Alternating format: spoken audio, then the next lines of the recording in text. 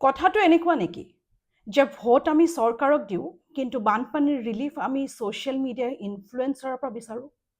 বহুতে প্ৰশ্ন কৰিছে আইনী বৰুৱা ক'ত?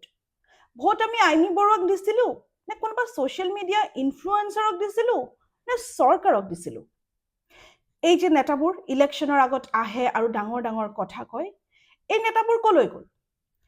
এক সপ্তাহ ধৰি পানীত ডুবি থকা মানুহবোৰৰ মাজলৈ যাবলৈ কেন্দ্ৰীয় চৰকাৰৰ প্ৰতিনিধি দল এটাও অহা নাই। কিয়?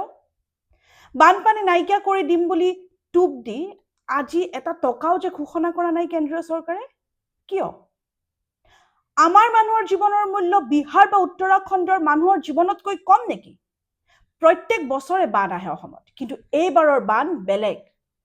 উজনিৰ অৰ্থনীতি ভাঙি পেলাইছে এই বানে। কিন্তু হাতজোৰ কৰি ভোট ভিক্ষা কৰা নেতাবোৰ নাই। কোন আছে জানে?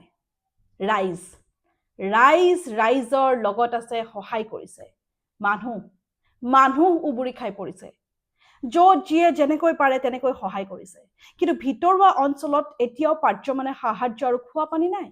আৰু সেই দায়িত্ব অকলে ৰাইজৰ নহয়, চৰকাৰ প্ৰশাসনৰ আছিল। গতিকে ইনফ্লুৱেঞ্চাৰ এজনৰ কাম নহয় ৰিলিফ পঠিওৱা।